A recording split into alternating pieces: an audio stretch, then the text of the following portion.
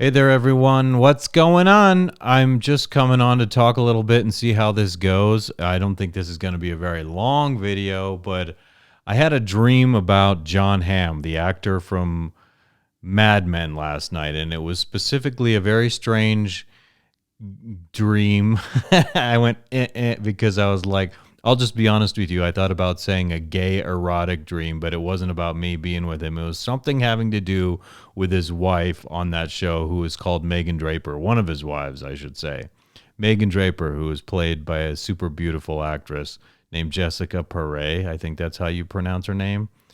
Super hot. I'm going to talk about that and have a clip of that, and we'll just see where this goes, shall we? But I had a gay ass dream about a literally gay dream. I'm not being derogatory.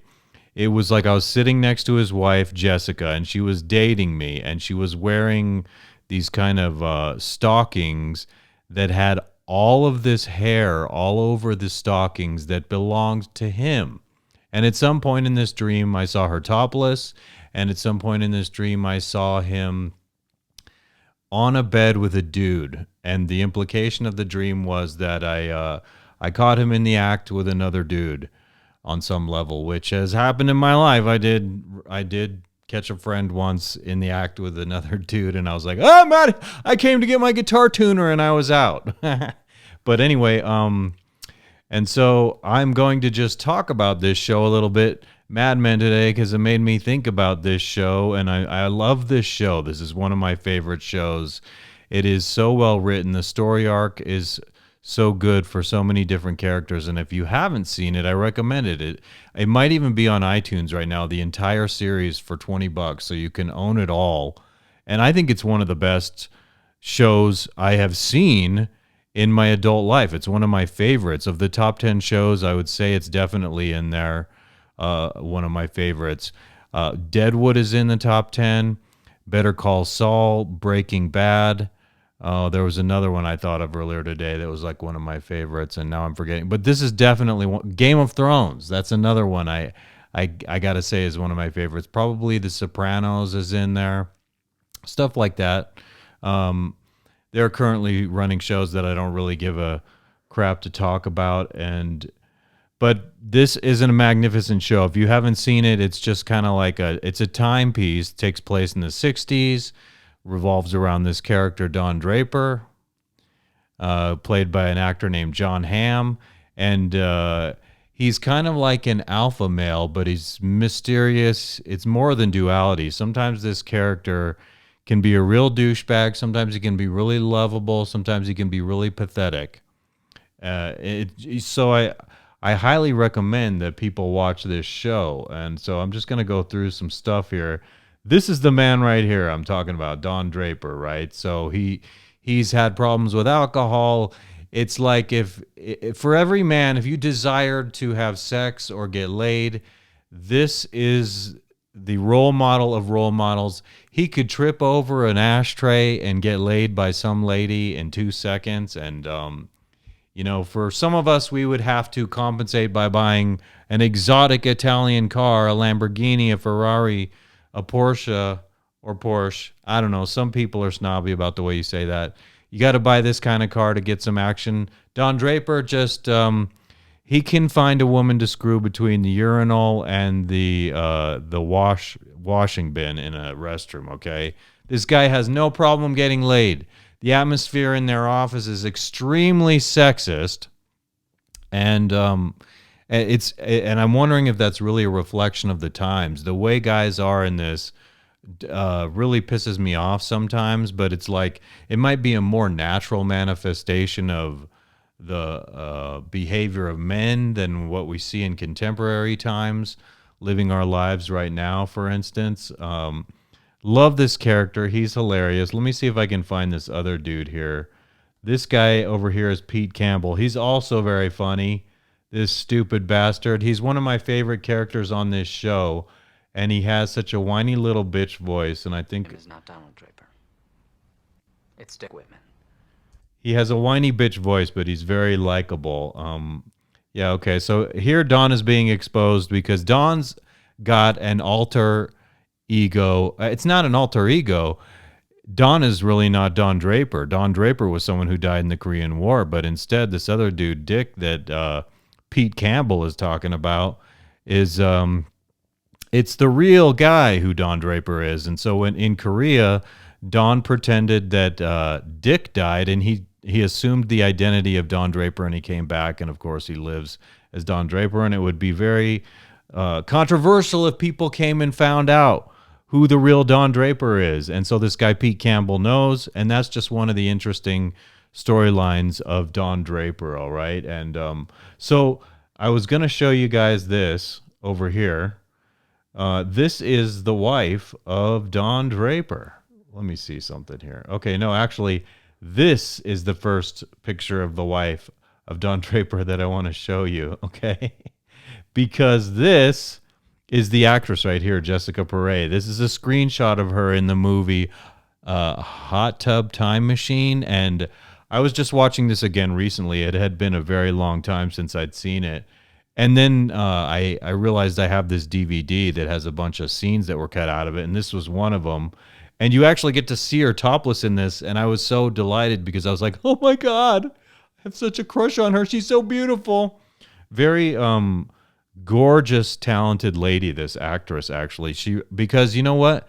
She has the ability to really make me sympathize with her feelings. I don't always sympathize with women, you know. If it's Nev Campbell, like in Scream, going like, he's trying to kill me, I'm like, I don't care. I don't feel any sympathy for you. Or if it is someone I feel sympathy for is like Courtney Cox, when she's crying on Friends or when she's crying in the movie Scream, I'm like, oh my God, I want to help you. I want to help you. It elicits my sympathy. And as a man, it makes me want to swoop in and be the hero of the day. Okay. But if you want to see Jessica Paré topless, there is a version of her, or there is a version of Hot Tub Time Machine where you can track that down and see her bare it all. But to be honest with you, even though she's a natural beauty, a stunning natural beauty, she has blonde hair here and she has an 80s look, which I don't like. There's something about the timepiece of Mad Men that I really like. The way that women are dressed, the way they present themselves in that time period, and men as well. It wasn't just so dressed down and casual. Men are wearing suits. Women are wearing these beautiful ensembles from the period. And so let's just show you Megan, the character Megan, Jessica Paré, on this. I'm worried to pay. I'm going to turn the audio down on this. It's a shame because I would love to play it with the audio, but I think this will get flagged for copyright if I don't. But so Megan's here in their living room. They're having a party at this wonderful apartment, which would be awesome to live in the 60s in New York. What a great life. So you have an apartment like that, you have no problem committing adultery with your wife. So he has this amazingly beautiful wife. He's like about 40 years old, I believe, and she's 25, this character, and he's always stepping out on her, cheating on her, this beautiful, amazing woman, and she's stunning, and you get a good shot of all the different characters on this TV show. Zooby, zooby, zoo. Is that what it is? Zooby, zooby, zoo. Yeah, okay, so I can't really play all that. I don't know.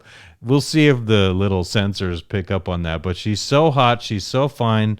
Look at this. And so Don Draper just can't have a fun time with this, and I remember this distinctly because he's such a crybaby, and he's telling her, like, look, he looks like he's enjoying himself, but later on he's giving her a hard time about that.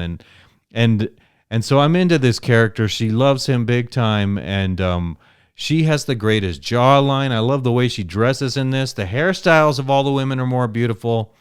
Kate Moss is in this scene as well, and she's one of the main players in this show.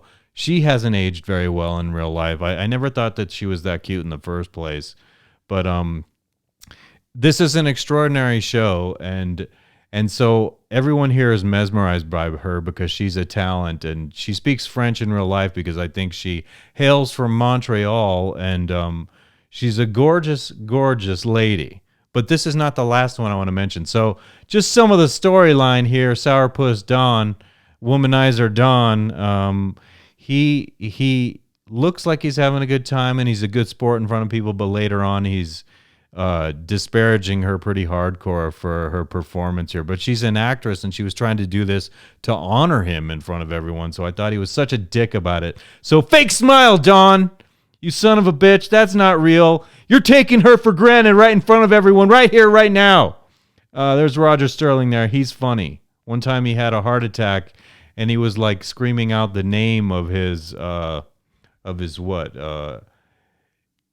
mistress, and he was like, and screaming out her name, and Don Draper comes up and whacks him in the face when he's saying that, and the paramedics are there, and he's like trying to protect him from revealing the fact to everyone around there that he's cheating on his wife. And so, yeah, I guess Roger Sterling had a heart attack. Not that you give a shit about this unless you watch the show or know anything about it. Roger Sterling had a heart attack, and it was incidentally, ironically, a heart attack because he had an ulcer, and so he was drinking a lot of milk, which I guess is good to like give relief to your ulcer, but then that clogged his arteries and he had a heart attack. And then subsequently got smacked in the face when he was screaming the name of his mistress. And it's like, people who aren't into this will be like, who the hell cares, dude? But I care. And I'm trying to inspire you to watch this amazing show. One last thing I really want to say about this show, someone else I want to bring to your attention, is this amazing actress. I have a lot to say about this woman right here, okay? This woman's name is Alison Brie, and she's a lot younger here now than she is in real life, because this was probably like 10 or 15 years ago, and so she's aged a little bit. She subsequently went on to act in a special role in the TV show Glow, Glorious Ladies of Wrestling is what I believe it's called, and I've had a crush on her since she was Trudy, and she's married to this same little smarmy little shit, Pete Campbell. So we'll just see what they're saying to see little shit Pete Campbell. Another man who treats his amazing wife for granted. I love this actress, okay? And I'm so egotistical or something, or I think so highly of myself that I hear in real life she's married to the brother of James Franco, who is of course named Dave Franco. And I'm jealous of Dave Franco. I'm like, dude, not cool, because I'm in my delusional mind thinking I'm worthy of this woman, and why am I not? Okay, so I rebuke myself for just saying I'm delusional. I'm worthy of having a woman that looks like that, and I don't know anything about the person, but the actress is a very good actress because she can turn it on where I'm also very sympathetic of her, especially in that show I mentioned, Glow. But I resent Pete Campbell, this guy she's married to here, because he cheats on this amazing woman. They have a child together, and whenever I see that, I'm critical of it. It's like, how dare you do that, stupid bastard? What, Pete? Tell us. Going to go to bed alone tonight. Oh, she's going to bed alone tonight. It's better than going to bed with you, dude, because she's worthy of having me, and I'm worthy of having her. But it's fiction, and I'm like getting caught up in the fantasy. Don't mess with the fantasy. We know what the reality is. We enjoy the fantasy, and we want to go live with Alison Brie in real life, and we want to kick Dave Franco out the door. Even though I like Dave Franco, it's like, you got to go, Dave. Same story with Alison Brie. When I see her in modern, let's just look her up online really quick. Alison Brie. Let's look up pictures of her. You know why? Because when I see her in modern outfits, like right here, and with the modern look, with the more like, I hate to say this, but whorish makeup, I am not as fond of her look. I don't like the black stuff around your eyes there, babe. You know what I'm saying? Let me just, what's going on here? I'm trying to zoom in on that. Okay, here we go. Look at that. I don't like this contemporary look. And oh, here she's got like that innocent look of, I am the perfect woman for Paul look. That's the perfect woman for Paul look right there, Alison Brie. I have had a Hollywood crush on her ever since I saw this show, and then I saw her in Glow. Anywhere else, I'm like, she needs to be in more movies, and I say so because she's just got that stunning classic look, like Katharine Hepburn. There are two Hepburns. There's Katharine and there's Audrey. There's the one that talks like this. I'm not talking about that one. I'm talking about the other one. I think it's Katharine Hepburn. I think Audrey Hepburn is the one that talk like this. And so this woman's gorgeous, and yes, I have learned. It's pretty cool that I can zoom in on these now. No, that doesn't have good resolution. So this is a screenshot of her as her character in Glow, and I didn't like this look on her. That's not a good look on you, Alison, whoever dressed you up like that. But she's playing a character, a Russian character who's a wrestler, and so she's like, Zoya is Russian. Oh, I did not like that character she played in that show that much. Okay, so here she has some of her classic good looks, and very busty in there. Holy moly. I don't know why. Like I'm saying, some of these different modern looks turn me off. I see the same thing with girls from Game of Thrones, okay? When they're in that show and they're in that classic timepiece, old time garb, I'm like, oh wow, so beautiful. But then when I see them in contemporary garb, for some reason, all this respect I have for them and this affection, it just flies right out the window. Oh wow, that was an amazing hiccup. I had an amazing egg sandwich for lunch. So I kind of said everything I want to say about this show today. I recommend Glow. I enjoyed that a lot. It was really a tragedy when they didn't conclude that show because I really liked the storyline and a lot of the characters, especially Alison Brie on that show. Here's another shot of her, I think, on Glow. Oh, no, I don't think so. But, you know, there are two looks. She has the girl next door look, and then she has the I'm sexing it up in a super extra too sexy and modest outfit. And I like the modesty. I like all the outfits that they wear on the old time Mad Men show. She looks pretty good here. Let's take a look at her there. Let's actually look up Alison Brie and Dave Franco. And see if there are any pictures of these two hanging out together. Oh, no, see, instant vibe of jealousy right here. It's like, but I wouldn't date her anyway. That's the irony. I'm doing all this shtick because I'm looking for a totally different thing. I'm just mesmerized by her beauty, and so I get carried away by this fantasy of being with certain women. And look how happy this guy's mug is, you stupid jerk. I like you, Dave. I'm just saying, I'm just revealing my jealousy that you get to be with this gorgeous woman. And of course, you're with her all these years. I'm waiting for you guys to do the Hollywood split and give me that little hope in my mind that there's some chance I might be able to be with her. And there's not, but I'm just saying, okay? Right. Yeah, Dave Franco. All these pictures with you two. Great, good for you. Oh no. Here's another one I want to zoom in on. Oh, you're at home and you're all in a cute little environment together and you're all smiling and you're all happy and I bet you're giggling and giddy and that you had sex in the morning. Good for you. I'm going to buy a Ferrari, bastards. Yeah, not revealing any jealousy on my part at all, but that's pretty much it. That's all I want to say about Mad Men. My shtick, my story. Someone who likes Mad Men might listen to this. Someone might listen to it and be like, I'm bored sick. Why did you even talk about that? Because it's a topic of interest of mine. Zooby, zooby, zoo.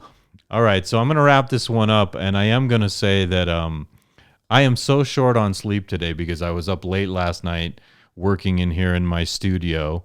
And so when I'm underneath the hot lights at night, I have trouble going to sleep. Like usually I'm on the couch passing out and I have like one light on at like 50% dimmed, and I just wait till I'm passing out. Then I walk upstairs, take a pee, and go right to bed.